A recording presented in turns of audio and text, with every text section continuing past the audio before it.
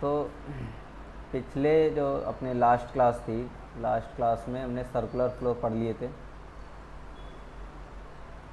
Circular flow 2 sector, 3 sector, 4 sector सारे हो गए। 2 सेक्टर, 3 सेक्टर और 4 सेक्टर सारे कंप्लीट कर दिए थे। अभी जो हमें बात समझनी है वो ये है कि इनका किस तरह से हम इनके आगे इसके वैल्यूएशन करेंगे, इनका क्या काम है आगे। उसके लिए 2 कॉन्सेप्ट पढ़ने हैं, है ना। क्या काम है, कैसे काम करना है, इसके लिए 2 कॉन्सेप्ट है। तो उसमें से पहला जो कॉन्सेप्ट है वो है एडी, एग्रीगेट डिमांड। ठीक है।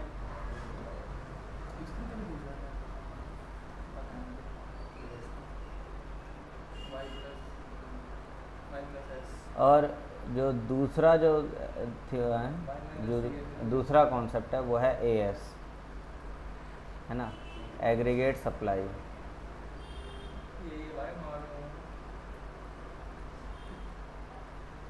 Aggregate demand, aggregate supply. तो ये क्या होता है एग्रीगेट डिमांड? तो ये ऐसे समझो कि एक इकोनॉमी में, पूरी इकोनॉमी में जितना कंजम्पशन होता है, कंजम्पशन प्लान किया जाता है कि इतना किया जाएगा, इतना खर्चा किया जाएगा। ठीक है, उसे हम एग्रीगेट डिमांड कहते हैं।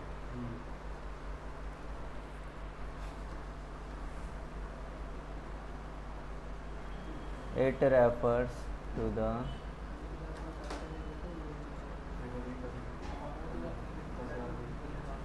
planned expenditure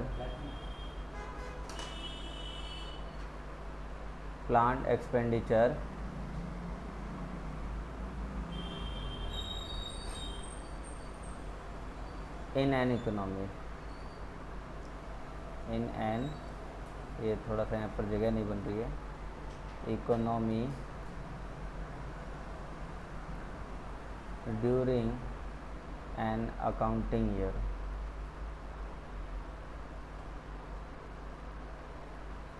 एक अकाउंटिंग ईयर में, एक इकोनॉमी में जितना भी प्लान्ड एक्सपेंडिचर होता है, उस प्लान्ड एक्सपेंडिचर को हम एडी कह देते हैं। मतलब कितना खर्च करेंगे फ्यूचर में। अच्छा, ये खर्च करेंगे किस पर? तो इस एक्सपेंडिचर में जो है 2 तरह के एक्सपेंडिचर हैं। एक है कंजम्पशन एक्सपेंडिचर, दूसरा इन्वेस्टमेंट एक्सपेंडिचर। कंजम्पशन एक्सपेंडिचर और दूसरा इन्वेस्टमेंट। कंजम्पशन और इन्वेस्टमेंट पे जितना भी खर्च करेंगे, है ना, तो उसको हम जब टोटल करते हैं तो ये बन जाता है aggregate demand of an economy.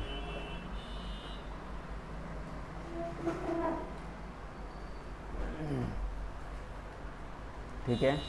और इसी तरह एग्रीगेट सप्लाई की बात है।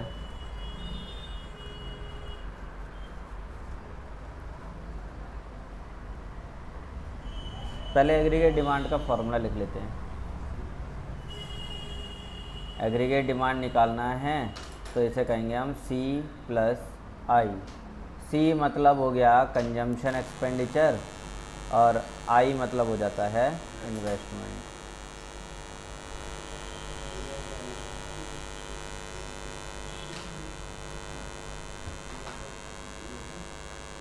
एग्रीगेट सप्लाई का मतलब है एक इकोनॉमी में किया जाने वाला अर्निंग, की जाने वाली अर्निंग। ठीक है।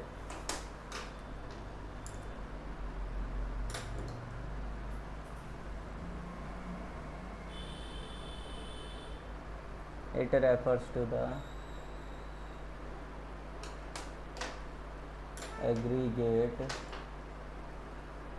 aggregate income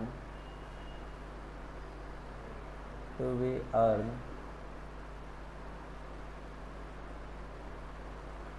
in an economy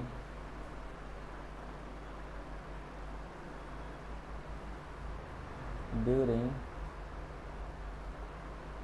an accounting year। तो एक अकाउंटिंग ईयर में जितना अर्न करेंगे, जितना इनकम अर्न किया जाएगा, ठीक है, उसका एग्रीगेट कर दें।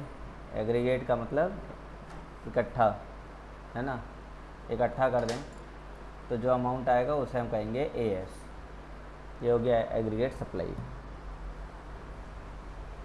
तो इसको जब सीधे सीधे बोला जा रहा है कि अर्निंग ऑफ इनकम है, तो हम इसे कह ही सकते हैं कि एग्रीगेट सप्लाई का मतलब हो गया इनकम, है ना। इनकम को दिखाते हैं वाई से।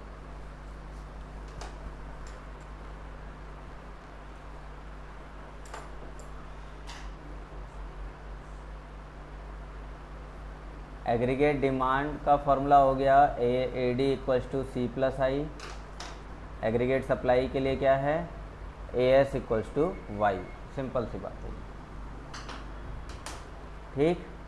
अब इसके आगे थोड़ी सी बात देख लेते हैं इसी में। पहले मैं एग्रीगेट डिमांड के लिए देखूंगा। एग्रीगेट डिमांड निकालना है तो हमारे पास एक तो 2 सेक्टर इकोनॉमी है, 2 सेक्टर इकोनॉमी है। तो 2 सेक्टर इकोनॉमी में एग्रीगेट डिमांड क्या होगा वो देखना है। उसके बाद 3 सेक्टर इकोनॉमी है तो उसमें हमारा जो है एग्रीगेट डिमांड क्या होगा वो देखना है।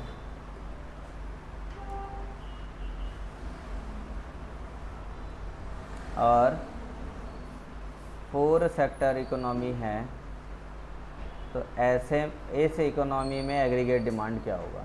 मतलब हमें सीधी सी बात है कि अपने इकोनॉमी के हिसाब से ही एग्रीगेट डिमांड देखना है। 2 sector economy, 3 sector economy, 4 sector economy, ये मैं बता ही चुका हूँ। यहाँ पे ये जो है 2 सेक्टर इकोनॉमी है, 3 सेक्टर इकोनॉमी और 4 सेक्टर इकोनॉमी।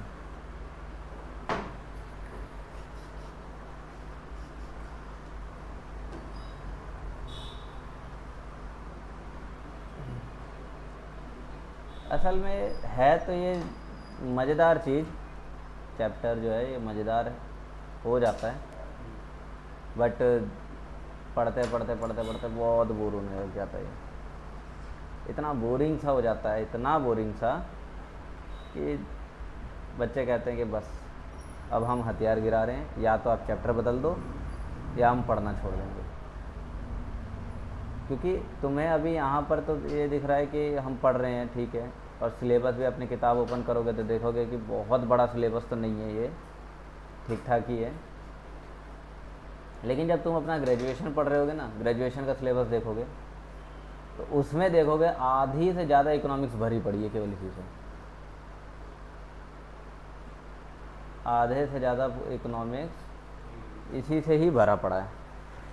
माइक्रो पढ़ोगे तो ठीक है, कोई दिक्कत नहीं है। जहाँ तुमने मैक्रो पढ़नी शुरू कर दी वहाँ यही, जब जहाँ जाओगे, जहाँ पन्ना पलटोगे यही मिलेगा, जहाँ पन्ना पलटा यही मिला। और अभी तो तुम केनेसन की थ्योरी पढ़ रहे हो बस, और वहाँ तो और भी 10 तरह के इकोनॉमिक्सों की थ्योरीज आ जाएंगी। सब अपने अपने हिसाब से अलग अलग थ्योरियाँ दे रहे हैं, अलग अलग ग्राफ बन रहे हैं, अलग अलग कॉन्सेप्ट चल रहे हैं। अभी ये जो पढ़ रहे हो एकदम ही गलत हो जाएगा जब दूसरे की थ्योरी पढ़नी शुरू कर दोगे,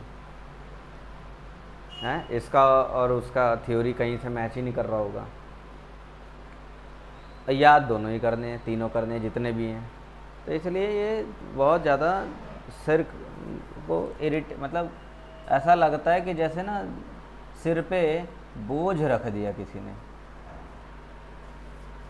ऐसा टॉपिक है ये। तो बेसिक मजबूत रहेगा तो ठीक है, आगे करते ही चलोगे और तुम्हारा ये तो निपटेगा ही निपटेगा, ग्रेजुएशन भी निपट जाएगा इससे।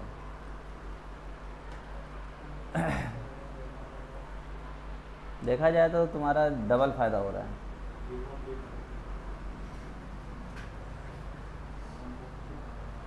टू सेक्टर इकोनॉमी की बात करें, हम अपना एग्रीगेट डिमांड देख रहे हैं टू सेक्टर इकोनॉमी में, तो टू सेक्टर इकोनॉमी में हमारे पास दो ही सेक्टर हैं, एक हाउस होल्ड सेक्टर है और दूसरा प्रोड्यूसर या बिजनेस सेक्टर है। तो हाउस होल्ड सेक्टर का अपना खर्चा देखेंगे तो सारा खर्चा कंजम्पशन कहलाता है। चलो यहाँ लिख देता हूँ, बाद में ये क्या हो गया, बाद में दिक्कत नहीं आएगी। हाउस होल्ड सेक्टर का अगर खर्चे देखेंगे तो क्या है, सीधे सीधे उनका क्या है, कंजम्पशन है, कंजम्पशन करते हैं। और उसके बाद अगर हम बिजनेस या प्रोड्यूसर सेक्टर की बात करें, प्रोड्यूसर सेक्टर की बात करेंगे तो ये लोग क्या करते हैं, इन्वेस्टमेंट करते हैं ना, ताकि और पैसा कमाया जा सके। तो इनका हो गया इन्वेस्टमेंट एक्सपेंडिचर। इसके बाद आता है, इसके बाद गवर्नमेंट आ जाती है अपना सेक्टर लेकर। तो गवर्नमेंट के जो भी है अपने खर्चे हैं उसे जी से दिखा देंगे, गवर्नमेंट एक्सपेंडिचर। और चौथा जो आएगा वो आएगा फॉरेन सेक्टर, फॉरेन सेक्टर। तो विदेशी क्षेत्र में जो कंजम्पशन है वो क्या रहता है, तो वो रहता है net export, net export. Net export कहने का सेंस हो गया कि export minus import, export minus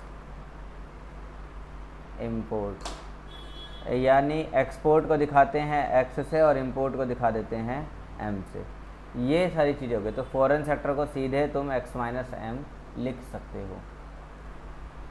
अब आ जाते हैं टू सेक्टर, कहने का मतलब ये दोनों सेक्टर। तो टू सेक्टर यानी एडी यानी कि सी प्लस आई, बस दैट्स ऑल। थ्री सेक्टर कहने का मतलब हो गया कि यहाँ से लेकर गवर्नमेंट सेक्टर तक। तो थ्री सेक्टर इकोनॉमी में अगर एडी निकालना है तो सी प्लस आई प्लस में जी। और वही फोर सेक्टर की बात करेंगे तो फोर सेक्टर में ये चार आ जाएंगे।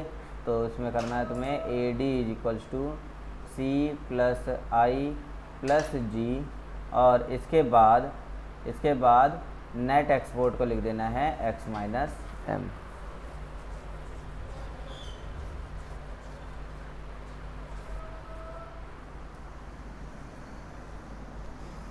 किताब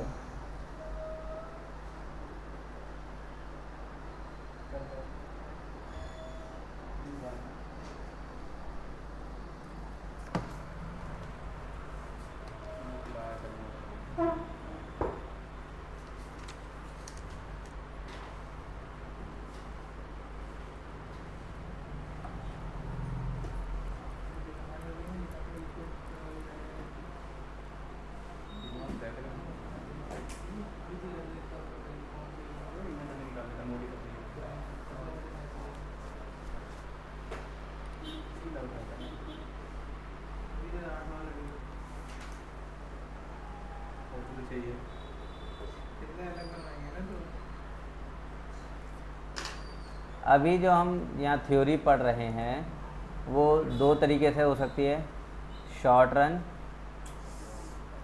और लॉन्ग रन। शॉर्ट रन और लॉन्ग रन क्या होता है, शॉर्ट रन और लॉन्ग रन?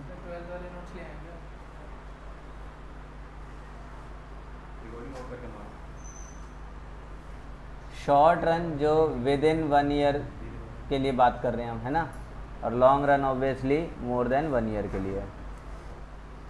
शॉर्ट रन में बात करें तो ये जो एडी है वो सी प्लस आई ही रहेगा, लेकिन आई के ऊपर बार लगेगा, आई के ऊपर बार। बार का मतलब क्या हुआ कि इन्वेस्टमेंट एक्सपेंडिचर कांस्टेंट रहता है इन शॉर्ट रन। आई बार का मतलब हो गया कांस्टेंट इन्वेस्टमेंट।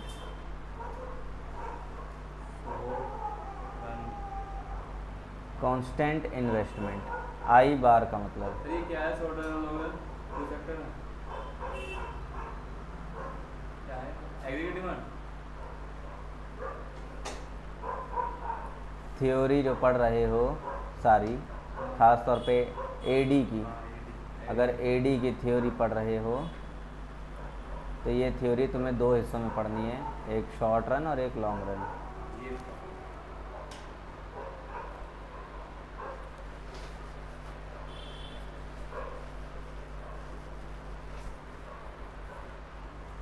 शॉर्ट रन में आई जो है इन्वेस्टमेंट एक्सपेंडिचर, ये कांस्टेंट रहता है, यानी प्रोड्यूसर लोग हर साल में 10 बार थोड़ी इन्वेस्टमेंट करते रहेंगे, एक बार कर दिया वही कॉन्स्टेंटली चलता रहेगा। और लॉन्ग रन में तो ये भी वेरिएबल ही रहता है, सी और आई दोनों ही चेंज होते रहते हैं। अच्छा, कंजम्पशन क्यों शॉर्ट रन में चेंज हो रहा है, कंजम्पशन क्यों कांस्टेंट नहीं है?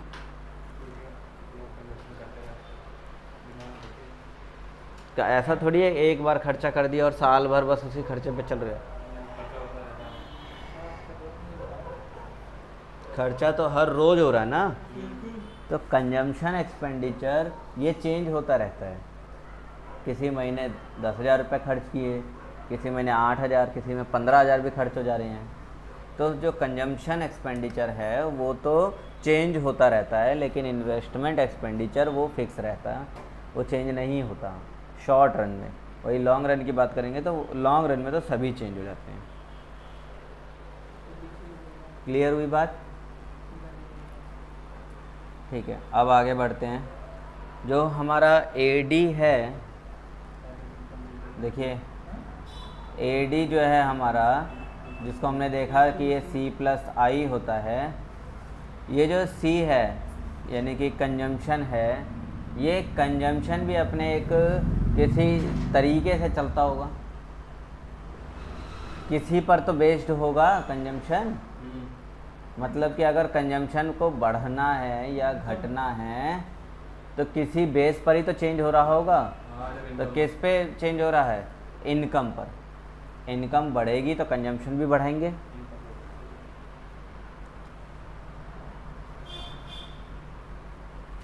और इनकम घटेगी तो कंजम्पशन को भी घटाया जाएगा।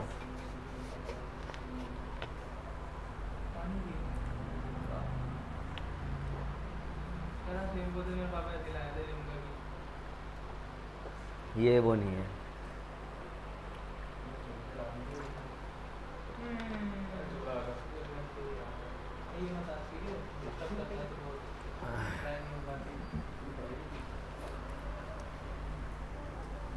तो कंजम्पशन किस पर बेस्ड है? कंजम्पशन किस पर बेस्ड है? इनकम पर। इनकम यानी वाई। इसका मतलब ये हुआ कि इन दोनों के बीच में अपना कुछ रिलेशन है। बोलो, कोई ना कोई तो रिलेशन हुआ, और जो भी हो रहा हो पॉजिटिव है या जैसा भी है, लेकिन उस रिलेशन को हमें और अच्छे से समझना होगा, जिसके लिए एक टॉपिक आएगा consumption function. Consumption function.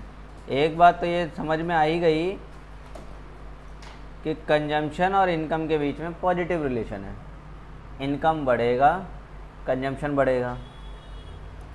Income घटेगा तो कंजम्पशन भी घटता चला जाएगा, घटेगा ना। लेकिन यहाँ पर हम ये नहीं कहेंगे कि प्रोपोर्शनेट पॉजिटिव है।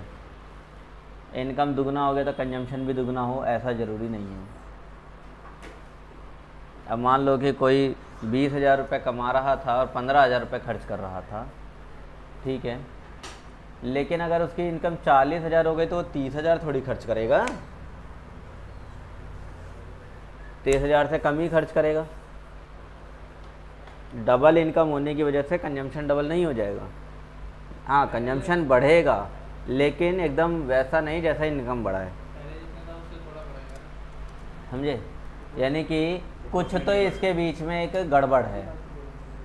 अगर इनकम जो है डबल हो रही है तो कंजम्पशन भी डबल हो जाना चाहिए, बट ऐसा पॉसिबल नहीं है। इसका मतलब इस इनकम और कंजम्पशन के बीच में कुछ तो ऐसे गड़बड़ आ रही है ना। तो उस गड़बड़ को डिटेल में समझाता है हमारा ये topic consumption function. Consumption function बोलता है कि किसी भी कंज्यूमर का या किसी इकोनॉमी का कंजम्पशन जो चलता है वो चलता है किस तरीके से, फंक्शन ऑफ वाई के बेस पर। वाई जिस तरह से काम कर रहा है, यानी कि इनकम जिस तरह से काम कर रहा है उस तरीके से कंजम्पशन चल रहा है। अब बात आती है कि ये फंक्शन ऑफ वाई है क्या, तो फंक्शन ऑफ वाई है सीधे सीधे C is equals to A plus B Y. अब तुम लोगों तो वो हो जो 12वीं पढ़ के आए हो, तो तुमने इसे 12वीं में पढ़ा था कि सी इक्वल्स टू, इसे कहा था तुमने सी बार प्लस में बी वाई, यानी कि ए बोलो चाहे सी बार बोलो एक ही बात है। अब बात आती है कि ये सारी टर्म है क्या, वेयर इस पूरे फॉर्मूले में सी क्या है, तो सी हमारा कंजम्पशन है, ठीक है, सी इज द कंजम्पशन। अब बात आती है कि ये ए क्या है, तो मैं ए बोलूँ या फिर इसे मैं सी बोल दूँ, सी बार बोलूँ, एक ही बात है। ये है क्या, तो इसे कहते हैं हम ऑटोनोमस कंजम्पशन।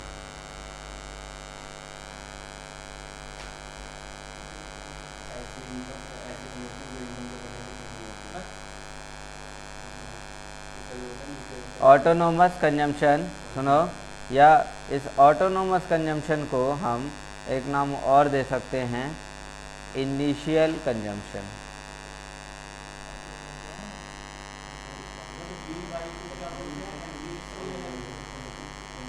रुक जाओ अभी बता रहा हूँ।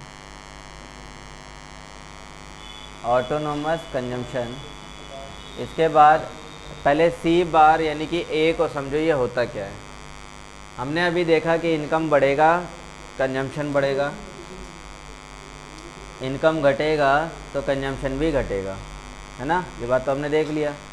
अब बात ऐसी है कि ये सी क्या है, तो सी तो कंजम्पशन है, सी बार क्या है, ए क्या है, ए है ऑटोनोमस कंजम्पशन यानी इनिशियल कंजम्पशन, मतलब कि जब तुम 0 रुपया कमा रहे थे,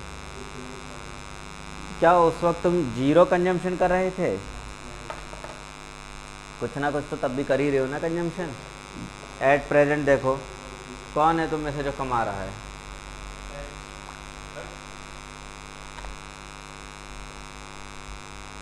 हाँ मान सकते हैं, लेकिन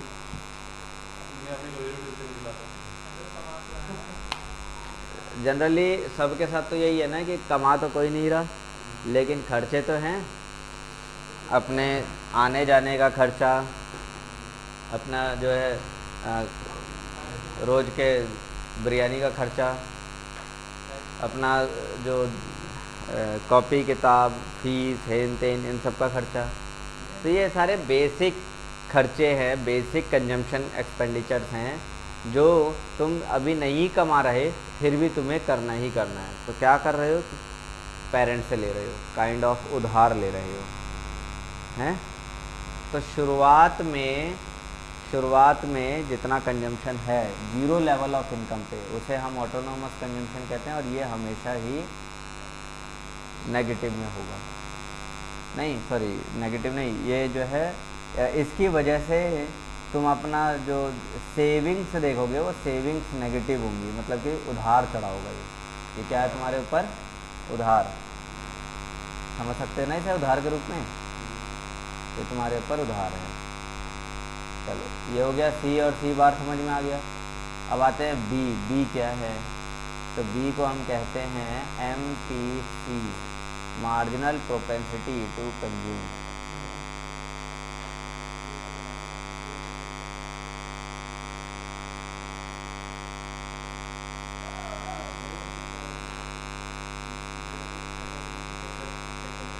और वाई का मतलब हो गया इनकम।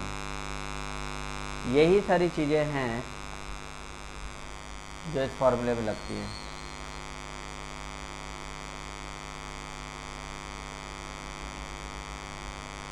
अगली बात ये है कि MPC क्या है, तो MPC का पहले यहाँ फॉर्मूला लिख लेते हैं, फिर आगे इसको डिटेल में समझेंगे। MPC का फॉर्मूला होता है डेल्टा C अपॉन में डेल्टा वाई। अब कई बच्चों को इतने से ही समझ में आ गया होगा, चेंज इन कंजम्पशन अपॉन में चेंज इन इनकम, यानी इनकम में चेंज होने के कारण कंजम्पशन में जितना चेंज आ रहा है उसका रेशो अपने क्या कहलाता है, तो ये कहलाता है एमपीसी।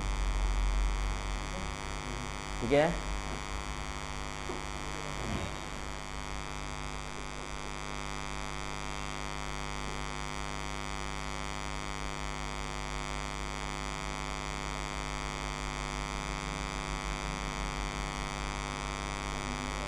ये तो हो गया। फिर आगे बढ़ते हैं।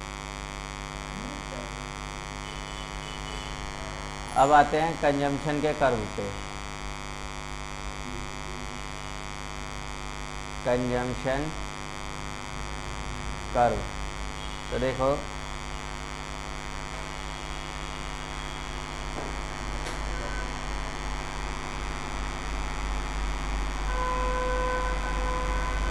हो गया। कंजम्पशन का कर्व क्या जाएगा, तो कंजम्पशन जो है एक पॉइंट से ऐसे बढ़ता चला जाएगा। ये हमारा कंजम्पशन कर्व है, और जिस पॉइंट से बढ़ेगा ये ऑटोनोमस कंजम्पशन कहलाएगा। और बस यहाँ से ऐसे एक पैरेलल लाइन, एक्स एक्सिस के पैरेलल लाइन खींच देंगे।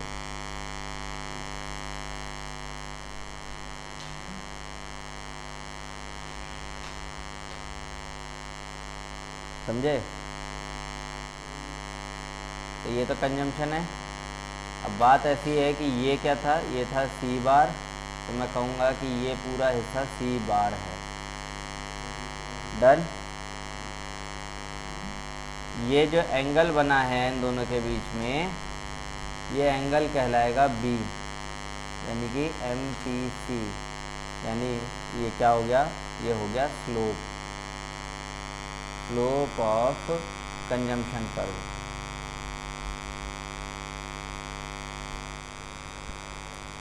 Slope of consumption curve.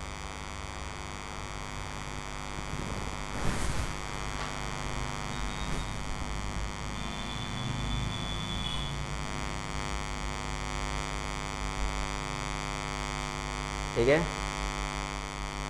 अब स्लोप कैसे निकाला जाए ये तुम बचपन में सीख चुके हो।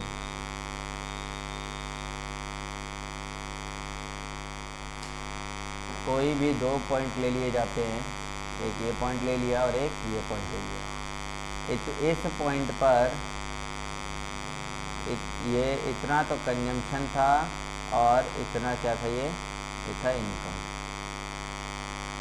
ठीक है, तो मैं यहाँ से इसको आगे बढ़ा दूँ ये वाला हिस्सा, तो ये ऐसे बन रहा है, ये बन गया। यहाँ पर ये एंगल बन के आ रहा है। ये वाला हिस्सा हमें कंजम्पशन में चेंज बता रहा है। ये अच्छा यहाँ लिखा नहीं मैंने, ये कंजम्पशन है और ये इनकम हो गया। तो ये वाला हिस्सा हमें चेंज इन कंजम्पशन बता रहा है, मतलब डेल्टा सी। और ये वाला हिस्सा हमें इनकम में चेंज बता रहा है, मतलब कि डेल्टा वाई।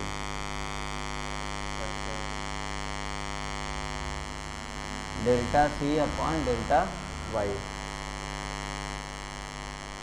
तो यही हमारा यहाँ से एमपीसी निकल के आ गया। इनकम का ऐसे है ना,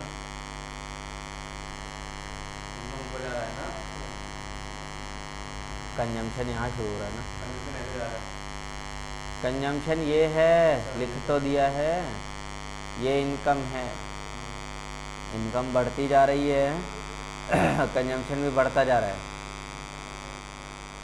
ठीक है, तो यहाँ से हमें क्या मिलेगा, यहाँ से मिलेगा डेल्टा सी अपॉन में डेल्टा वाई। ये हो गया हमारा एमपीसी, और दूसरी भाषा में यही हमारा tan थीटा होता है। ये बात मैं बार बार बता चुका हूँ। इसके बाद एक छोटा सा कॉन्सेप्ट है इसी में,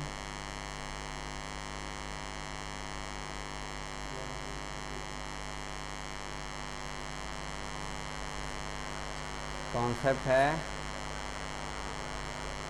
एवरेज प्रोपेंसिटी टू कंज्यूम।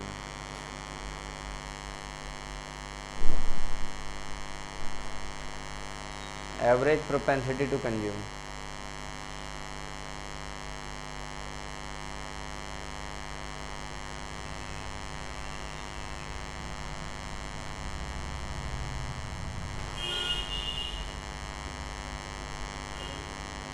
इसे हम कहेंगे ए पी सी। और एवरेज प्रोपेंसिटी टू कंज्यूम निकालने का सिंपल सा तरीका है सी अपॉन में वाई। मतलब डेफिनेशन भी बन गई इसकी। It refers to the ratio between consumption and income of a commodity. ठीक है, consumption of a commodity and income of a buyer या consumer. It refers to the ratio of consumption of a commodity, लिख देते हैं। It refers to the ratio of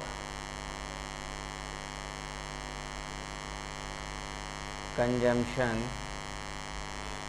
of a commodity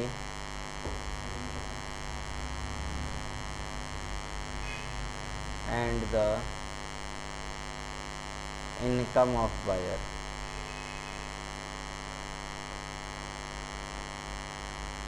income of buyer. ठीक है, दूसरी भाषा में इसे हम कह सकते हैं it is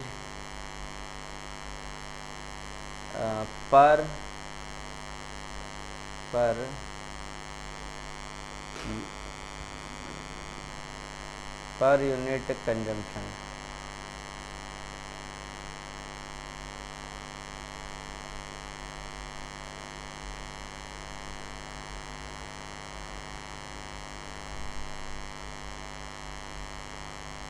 with respect to income।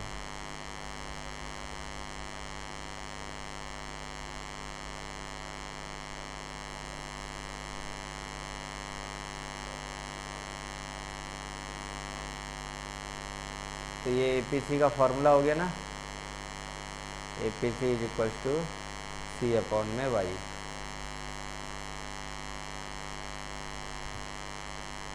Done. बस अब यहाँ से एक और चीज़ निकल के आएगी कि जो तुम्हारा इनकम जो तुम कमा रहे थे, उस इनकम को तुम कहाँ जा रहे हो? कंजम्पशन पे खर्च कर रहे हो। क्या कंजम्पशन पे ही सारा खर्चा हो जाएगा? कंजम्पशन के बाद कुछ अपना सेविंग्स करते हो। क्या करोगे? सेविंग्स करोगे। यानी इनकम में दो हिस्से हैं, कंजम्पशन और सेविंग्स। ठीक, तो कंजम्पशन के बारे में तुमने देख लिया, consumption function.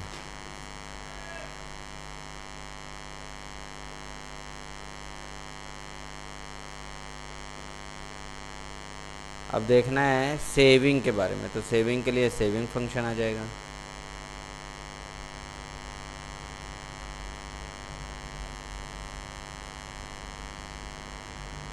To C plus S, है ना। कंजम्पशन के बारे में कंजम्पशन फंक्शन हो जाएगा। और ऑब्वियसली जब इसके साथ जुड़ा हुआ एस यानी कि सेविंग है, तो सेविंग का भी तो कोई एक फंक्शन बनेगा, क्योंकि कंजम्पशन इनकम की वजह से अफेक्टेड है, तो सेविंग भी तो इनकम की वजह से अफेक्टेड होगी। तो सेविंग के बारे में जब बात करेंगे तो हम आएंगे सेविंग फंक्शन पर। सेविंग फंक्शन, सेविंग फंक्शन पे आ जाएंगे।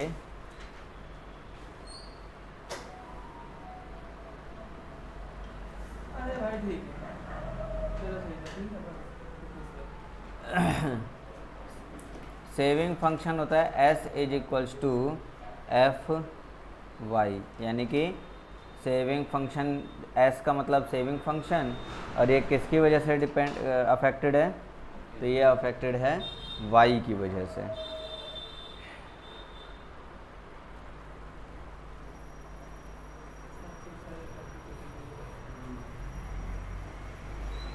एफ वाई, इसको और थोड़ा डिटेल में अगर लिखेंगे तो लिखेंगे हम एस इज इक्वल्स टू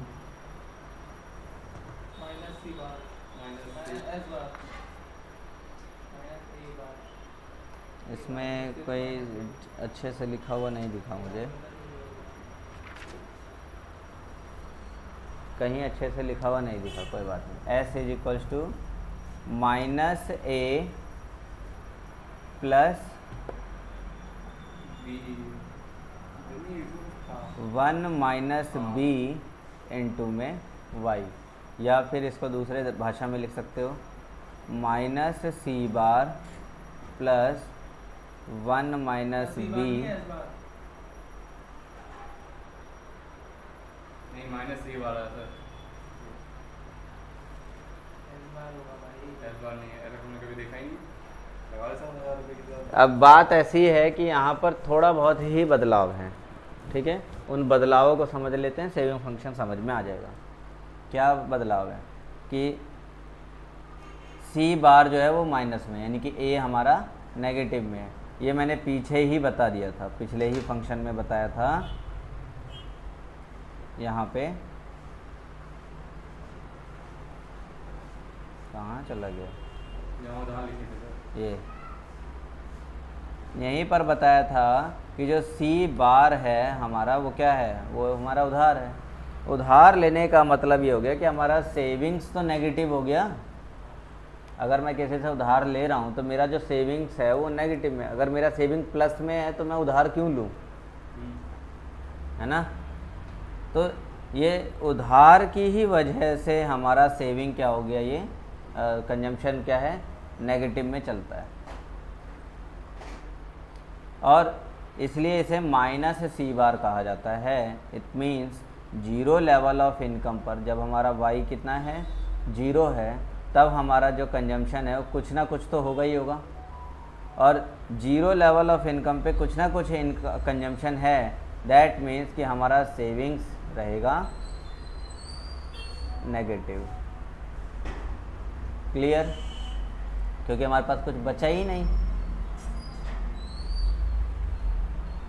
आया नहीं आया समझ, आ गया। आ गया। तो ये है, उसके बाद ये 1 माइनस बी को हम लिखेंगे, अच्छा मैंने यहाँ लिखे नहीं है, लिख लेते हैं, where S is equals to saving function, ठीक है। बाकी माइनस सी बार का मतलब ही है हमारा ऑटोनोमस कंजम्पशन इन नेगेटिव, है ना, या यूँ कह लो कि ये हमारा सेविंग है नेगेटिव में, ऑटोनोमस कंजम्पशन, ठीक है, इन नेगेटिव। अच्छा, इसके बाद 1 माइनस बी कहेंगे, इसका मतलब है 1 माइनस एम पी सी, और 1 माइनस एम पी सी हो जाता है एम पी एस, यानी marginal propensity to save, marginal propensity to save. और बची बात y की, तो y तो सब हर कोई जानता है कि y क्या है, तो y है तुम्हारा इनकम। MPC तुम्हें अच्छे से आता ही है निकालना, है ना, जितना भी आंसर आएगा MPC का, उस MPC को 1 में माइनस कर देंगे, MPS आ जाएगा, मार्जिनल प्रोपेंसिटी टू सेव। दूसरा तरीका इसे फाइंड करने का हो जाता है डेल्टा S अपॉन में डेल्टा Y। डेल्टा S मतलब चेंज इन सेविंग,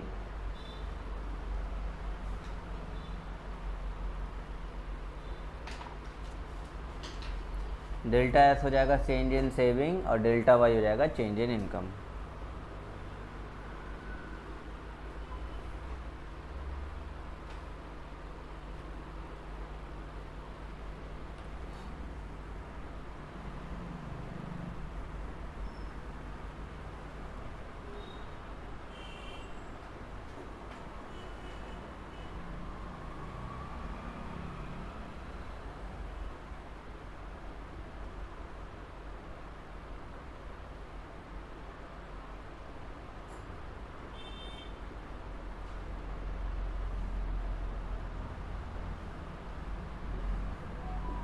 हो गया।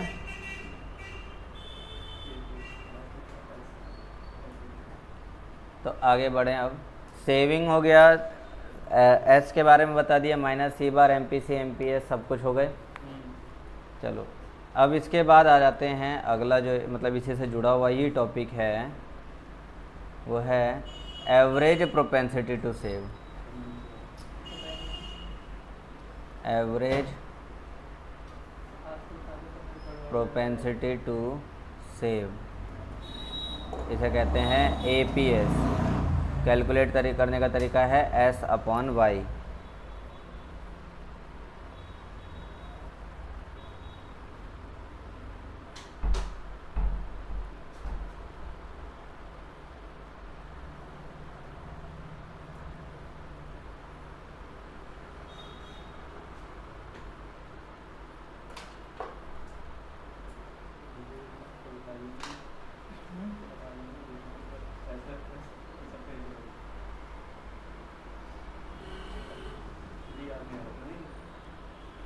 हो गया।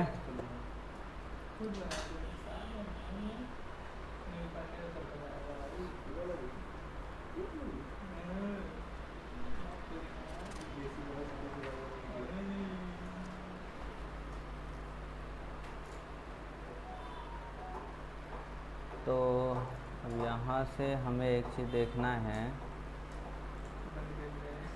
एक टेबल बना के समझते हैं इसे, मतलब एक न्यूमेरिकल है ना, एग्जाम्पल के तौर पे।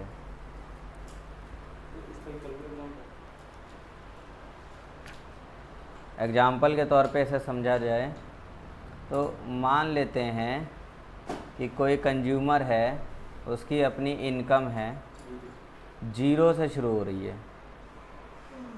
0 से शुरू हुई, फिर अगली इनकम 60, उसके बाद इनकम और बढ़ गई उसकी 120, फिर और बढ़ रही है 180, और बढ़ गई 240। इनकम बढ़ती जा रही है उसकी, ठीक है। अब इसी के बेसिस पे कंजम्पशन भी बढ़ेगा उसका, बढ़ेगा कि नहीं? बढ़ेगा। बढ़ेगा।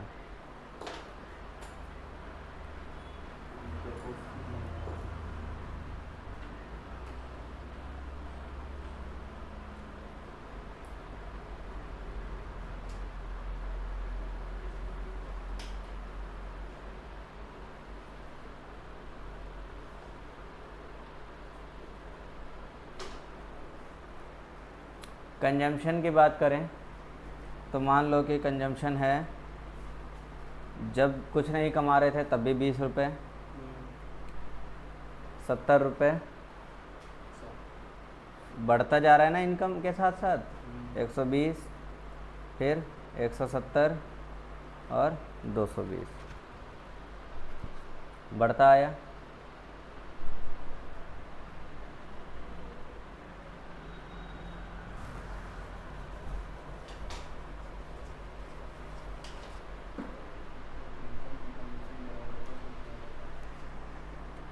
अब अगर कंजम्पशन बढ़ गया, मतलब बढ़ता जा रहा है, तो इसी के हिसाब से सेविंग्स भी चलेंगी।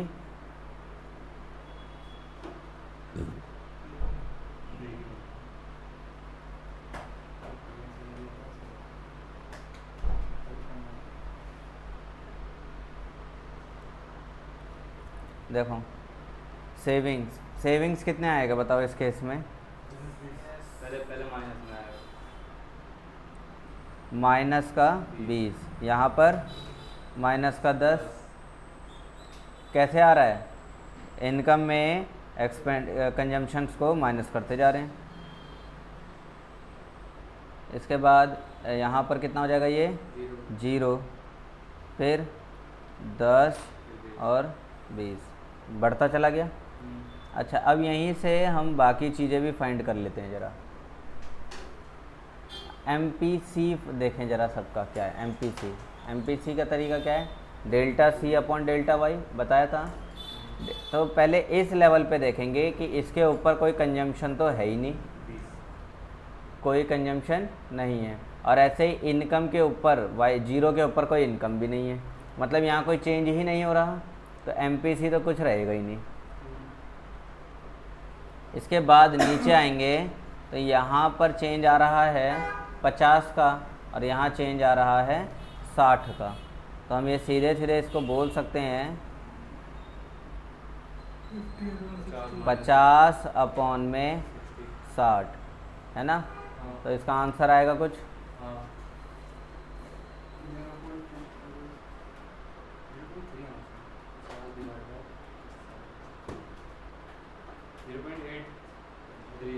0.83। अच्छा चलो ये तो हो गया। अब इसके बारे में देखें, यहाँ पर चेंज हो रहा है 50 का और उधर भी इनकम हो रही चेंज 60 की, तो ये भी 0.83 हो गया। फिर इधर भी 50 का ही चेंज है और वो 60 का चेंज है, तो ये भी 0.83 हो गया। और ये इधर भी वही है 0.83। MPC तो सबका वही आ रहा है, कोई दिक्कत नहीं। अब इसी के बगल में अगर MPS बनाया जाए तो उसके लिए क्या करना है हमें, 1 माइनस MPC। ये सारे MPC को 1 में से माइनस कर देना है। 1 माइनस MPC, 0.17। तो इसके लिए तो कुछ रहेगा नहीं, यहाँ आ जाएगा 0.17, ये भी 0.17, 0.17 और 0.17, ठीक है।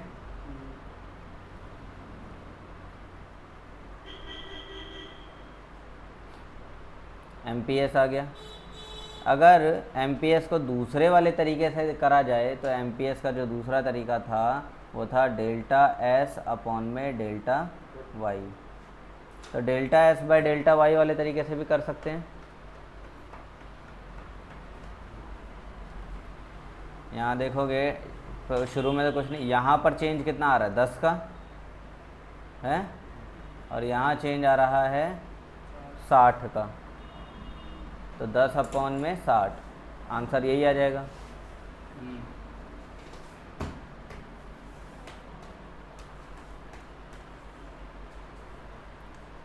ऐसे ही सारे आ जाएंगे, सारे उतने ही आएंगे। ये हो गया MPS। अच्छा, इसी के बगल में इसी कॉलम में हम देखेंगे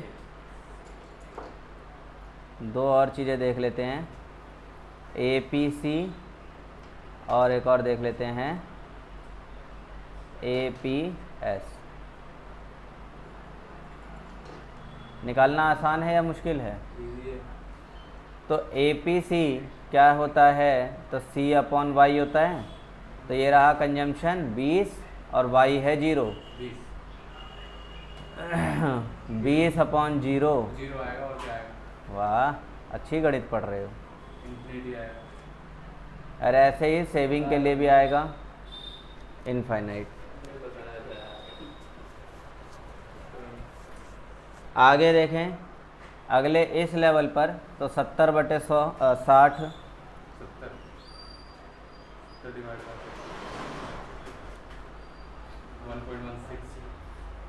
1.16, राउंड अप करो तो 17 आएगा। और इसके नीचे वाले का 120/120 1 आ जाएगा, और इसका 170/180 0.94 ये आ रहा है। इसके नीचे वाले का 220 डिवाइड बाय 0.9166, 916, यानी कि ये तो 92 हो गया ना ये। तो देखो APC कंटिन्यूसली गिरता जा रहा है, गिर रहा है APC, average propensity to consume, ये कम होता जा रहा है। यानी कि इनकम का हिस्सा कंजम्पशन पे लगा रहे हैं, तो एवरेज बेस पे कंजम्पशन पे हिस्सा जो है कम होता जा रहा है। तो वो हिस्सा जो कम हो रहा है वो कहाँ जा रहा है, फिर वो सेविंग पे जा रहा है। तो सेविंग को भी ऐसे ही निकाल सकते हैं। तो देखो -10 अपॉन 60, तो ये आ जाएगा -0.17, यही आएगा ना। तो APS देखोगे तो पहले नेगेटिव है, इसके बाद यहाँ पर 0/120, तो ये 0 हो जाएगा, फिर 10/180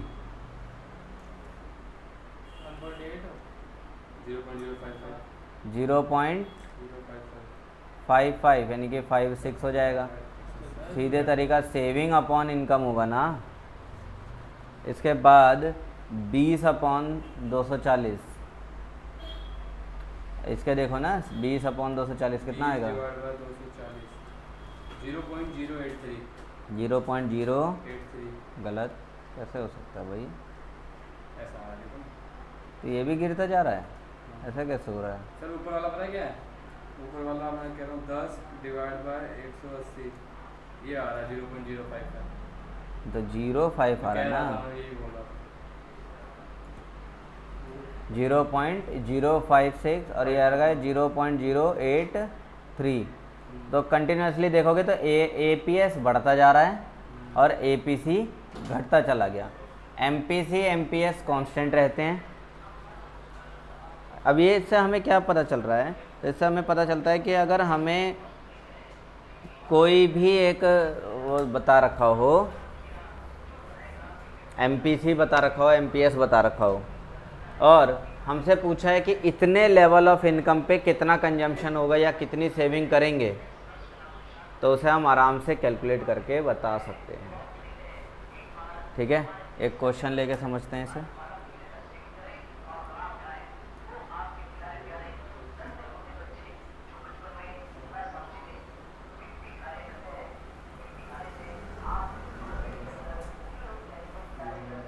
देखिए जी,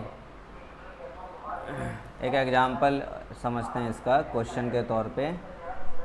मान लेते हैं कि इनकम जो है यानी कि Y 240 रुपये, ठीक है। MPC 0.83 है। इनकम 240 रुपये है, MPC 0.83 और ऑटोनोमस कंजम्पशन ये है 20 रुपये। हमें बोला कि कंजम्पशन कितना होगा बताओ ज़रा।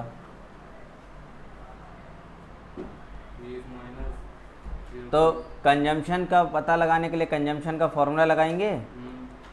तो कंजम्पशन का फॉर्मूला है C = C bar plus BY। इस C बार को A कह सकते हैं कि नहीं? कह सकते हैं। तो C बार की जगह A भी लिख देंगे, तो बात कोई दिक्कत नहीं है। C बार हमें पता है 20, B हमें पता है 0.83 और इनकम यानी कि Y हमें पता है 240, तो 240 से मल्टीप्लाई कर देंगे। इसको सॉल्व करके और बताएंगे कि C कितना आ रहा है।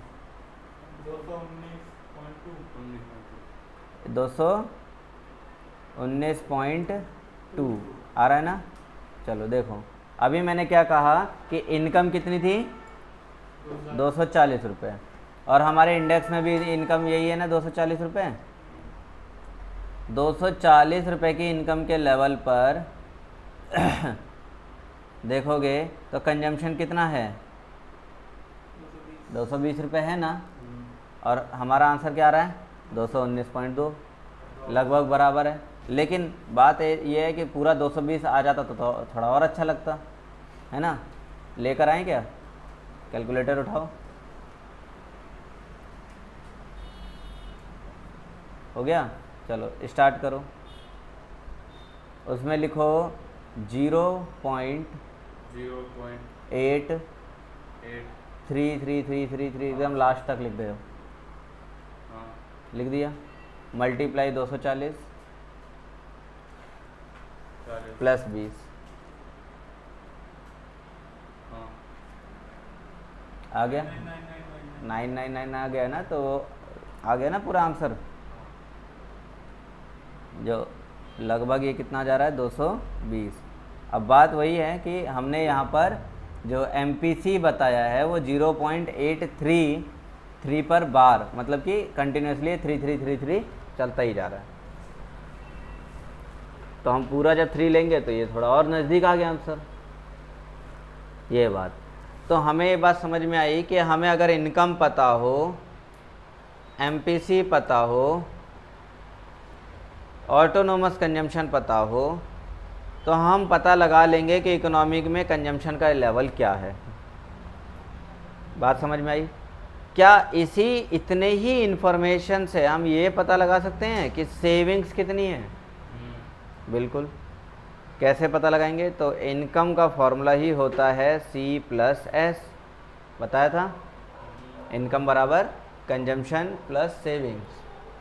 इनकम हमें पता है 240 रुपये है, कंजम्पशन हमें पता है 220 रुपये है, सेविंग का नहीं पता, तो उधर जाएगा, ये माइनस हो जाएगा, सेविंग हो गया 20 रुपये। एक तो ये तरीका, क्या कोई और तरीका है? और तरीका है तो उसे देख लेते हैं, है ना।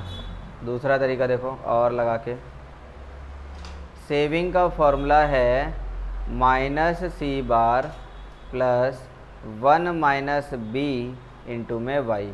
इसको सीधे सीधे कह सकते हैं -C plus MPS into y, कर सकते हैं ना। -C तो माइनस C हमें 20 दे रखा है तो 20 लिख देंगे, प्लस MPS निकालने का तरीका होता है, MPS निकालने का सिंपल तरीका क्या बताया था? 1 - B, 1 - B हमारा 0.833333, यही तो है, 0.1777 है ना। तो जब इसको हम सॉल्व करेंगे तो 1 मतलब पूरा पॉइंट तक में जाओ ना, पॉइंट तक में पूरा जाओ, लिखो 0.83, या 1 में से माइनस करके लिखना चाहो तो 1 में से माइनस करके, मतलब लास्ट तक जाओ पूरा।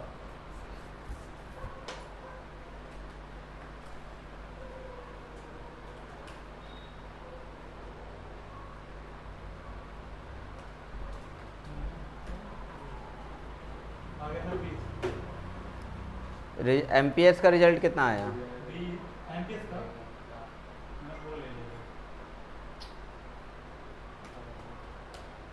MPS का रिजल्ट बता दो। MPS वो 0.16666, यही चलता जा रहा है ना। तो अब तुम्हारे पास क्योंकि कैलकुलेटर का सहारा है तो तुम राउंड फिगर ना करके पूरा ही वैल्यू लो, समझे। 0.166 करते करते और मल्टीप्लाई, y की जगह कितना आ जाना है? तो y की जगह 240 आ जाना है, और जब इसे सॉल्व करोगे तो आंसर पूरा का पूरा आएगा 20। तो दोनों में आंसर सेम ही आ रहा है। तो हमें कोई भी लेवल बताया हो, कुछ भी दिया हो, हम दूसरा कुछ आराम से फाइंड कर सकते हैं। क्लियर है पॉइंट इतना?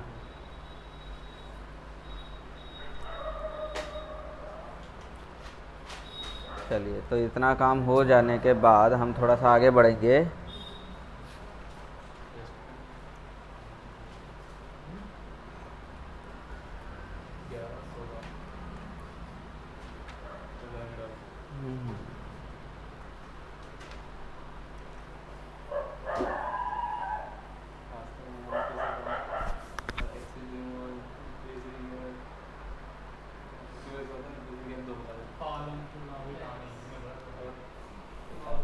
क्या करना है? अचानक याद आ गया होगा ना।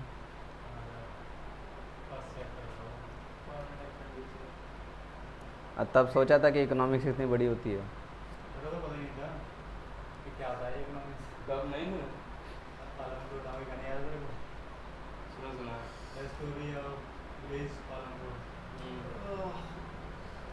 देखिए जी, कंजम्पशन फंक्शन, सेविंग फंक्शन दोनों समझा दिए, है ना।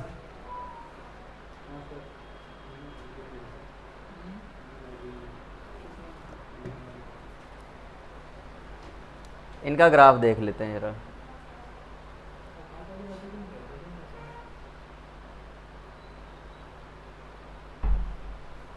देखना क्या, मैं क्यों बना रहा हूँ, मैं दिखाई दे रहा हूँ ना।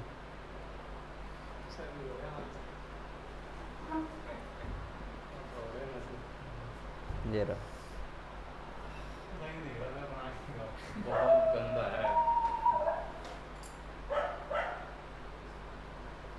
पेस्ट करना होगा, चलेगा?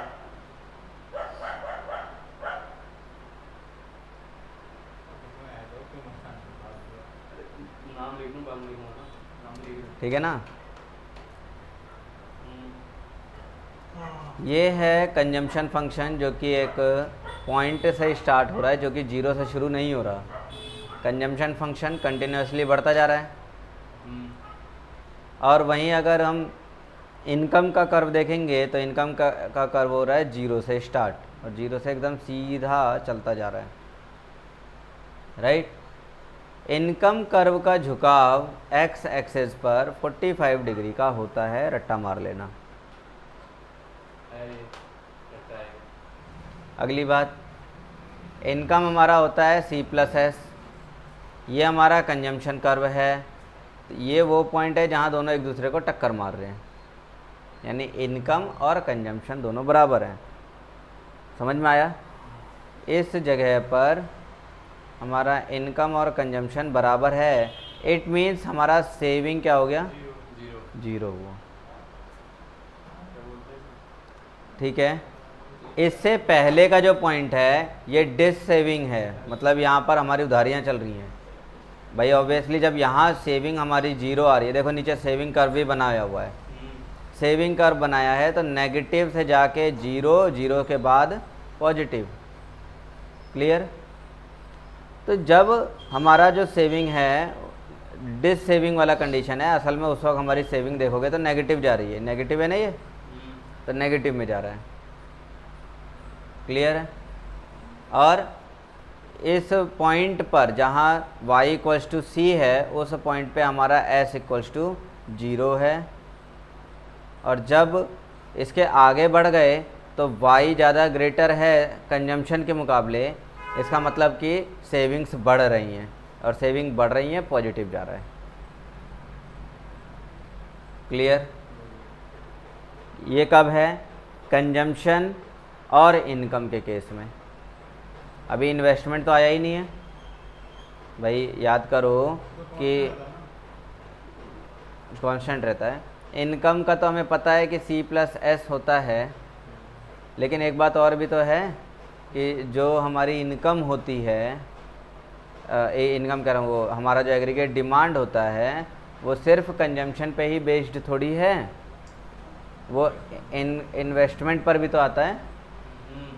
तो हमने तो ये अभी केवल इतना देखा है कि AD को सिर्फ कंजम्पशन के रूप में देखकर इसको कंपेयर कर दिया Y से।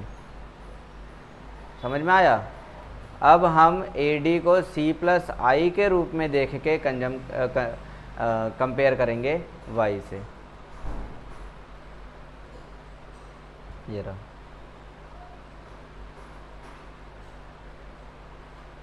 ये तो हमारा कंजम्पशन का कर्व है, और जब इन्वेस्टमेंट भी जुड़ जाएगी तो कर्व हमारा ऊपर की तरफ चला जाएगा, क्योंकि अमाउंट बढ़ गया ना।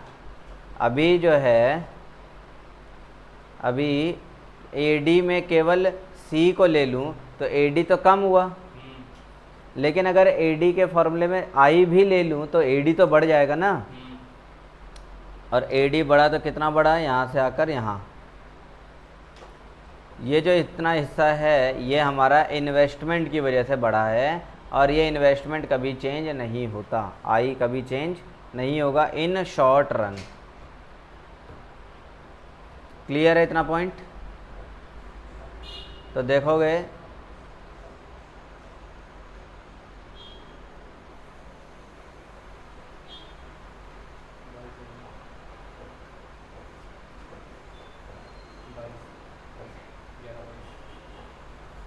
देखोगे ये तो हमारा इनकम का कर्व है, एज इट इज़ जैसे चल रहा था चल रहा है।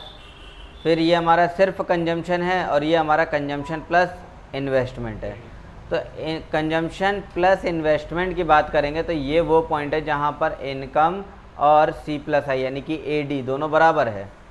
इस जगह पर हमारा Y और AD दोनों बराबर हो गया। इसको दूसरे उल्टा में लिखें, क्योंकि नीचे लिखा हुआ तरीका उल्टा है। AD is equals to Y. यहाँ पे यही तो है, ए डी और वाई दोनों बराबर आ रहे हैं।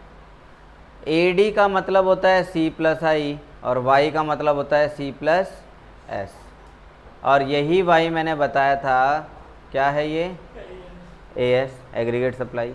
तो हम कह सकते हैं कि ये वो हिस्सा है या ये वो टाइम है जब हमारा ए डी और ए एस दोनों बराबर हैं। ए डी है हमारा सी प्लस आई, ए एस है हमारा सी प्लस एस। तो पता है कि सी से सी कट जाएगा तो हमारे पास बचेगा I is equals to S.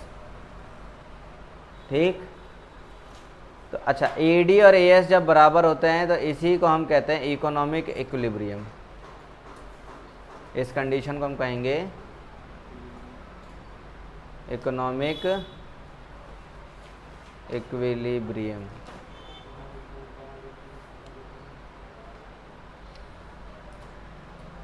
यहाँ तक हो गया क्लियर। आगे देखो, इस पॉइंट से अगर पहले की बात करेंगे, A D equals to A S से पहले की बात करें अगर हम, तो यहाँ पर हमारा देखोगे तो ए एस छोटा है, ए डी बड़ा है। इस जगह पर हैं, यहाँ पर क्या है, ए D is greater than A S. A D छोटा है, ए डी बड़ा है और ए एस छोटा है। और इसके बाद की बात करें तो यहाँ ए डी जो है वो छोटा है किससे, तो ए एस से। मतलब यहाँ पर खर्चे ज़्यादा हैं और इसके बाद सेविंग्स ज़्यादा हैं। सेविंग कर्व के साथ दिखा दिया, ये तो हमारा सेविंग कर्व है, और ये रहा इन्वेस्टमेंट का कर्व जो कि कांस्टेंट चल रहा है, हो रहा है ना। तो जब ए एस ए डी बराबर होते हैं बिल्कुल उसी वक्त देखोगे तो एस और आई भी आपस में बराबर हो जाते हैं।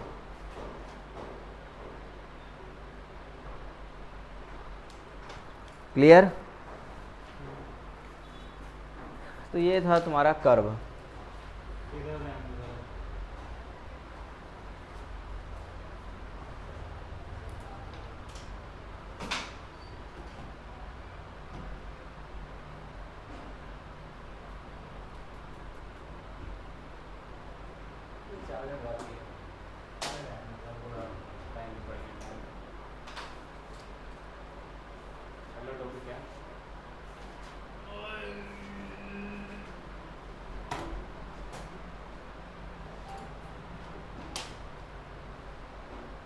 ठीक है, तो आज रख लो, इतना ही कर लो, कोई दिक्कत नहीं है। पढ़ने के लिए भी बहुत सारा है अभी तो, इसमें बैठ के पढ़ोगे भी, रीडिंग करोगे।